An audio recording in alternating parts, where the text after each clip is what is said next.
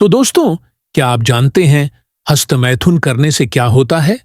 चलिए आज गौतम बुद्ध से जानते हैं। गौतम बुद्ध के एक प्रसिद्ध शिष्य आनंद ने एक दिन एक जिज्ञासु व्यक्ति को बुद्ध से मिलवाया।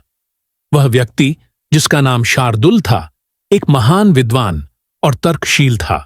उसने बुद्ध की शिक्षाओं के बारे में सुना था, लेकिन वह उनके एक विचार से सहमत नहीं था।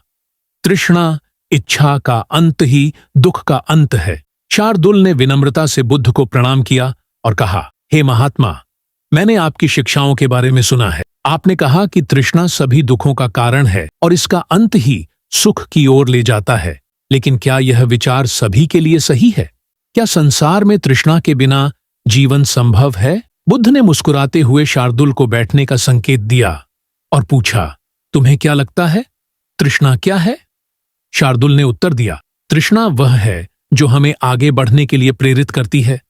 यदि किसान को फसल उगाने की इच्छा न हो तो अन्न का उत्पादन कैसे होगा? यदि विद्वान को ज्ञान प्राप्त करने की इच्छा न हो तो समाज कैसे आगे बढ़ेगा? तृष्णा तो हमारे जीवन का आधार है।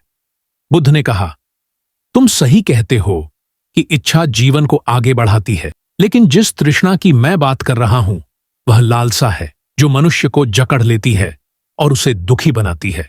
जब तुम्हारी इच्छाएं इतनी बढ़ जाती हैं कि वे तुम्हें संतोष और शांति से वंचित कर देती हैं, तब वही तृष्णा दुख का कारण बनती है। शार्दुल ने बुद्ध की बात को गहराई से सुना, फिर कहा, लेकिन महात्मा, यदि तृष्णा को पूरी तरह से खत्म कर दिया जाए तो जीवन में कोई उद्देश्य नहीं बचेगा। यदि कोई चित्रकार अपनी कला के प्रति तृष्णा न रखे तो वह उत्कृष्ट कला कैसे बनाएगा? क्या यह विचार जीवन को नीरस और ठहराव वाला नहीं बना देगा? बुद्ध ने एक गिलास पानी मंगवाया और उसे शार्दुल को दिखाते हुए कहा, मान लो यह पानी तुम्हारी इच्छा है। यदि यह पानी आवश्यकता के अनुसार है तो यह तुम्हें तृप्त करेगा, लेकिन अगर तुम इसे लगातार और अधिक पाने की लालसा में डूब जाओ तो यह तुम्हें डुबा देगा।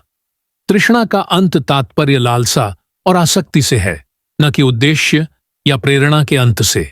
बुद्ध ने शार्दुल को एक कहानी सुनाई। एक बार एक आदमी को एक सोने की खान मिली। उसने सोने को पाने की लालसा में रात दिन काम करना शुरू कर दिया। उसने खाना छोड़ दिया, आराम करना बंद कर दिया और अपनी सेहत की परवाह किए बिना सोने को इकट्ठा करता रहा।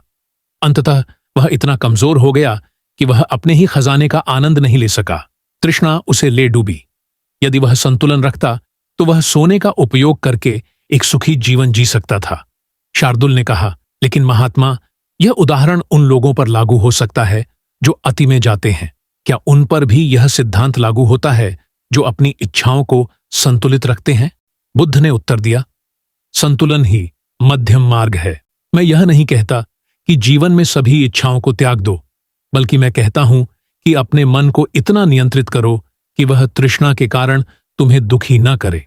आधे घंटे तक चले इस संवाद के बाद शार्दुल ने कहा, महात्मा, मुझे अब समझ में आया कि आपकी शिक्षा का उद्देश्य निराशा फैलाना नहीं, बल्कि अति और आसक्ति से बचना है। तृष्णा का अंत जीवन का अंत नहीं, बल्कि एक नई शुरुआत है। बुद्ध ने मुस्कुराते हुए कहा, तुमने सत्य को समझा। जब मनुष्य अपने मन को शांत और संतुलित रखता है, तभी वह सच्चे सुख को प्राप्त करता है। इस कहानी से यह सीख मिलती है कि बुद्ध का तृष्णा का अंत केवल इच्छाओं को छोड़ने की बात नहीं करता, बल्कि अति और आसक्ति से बचने की बात करता है।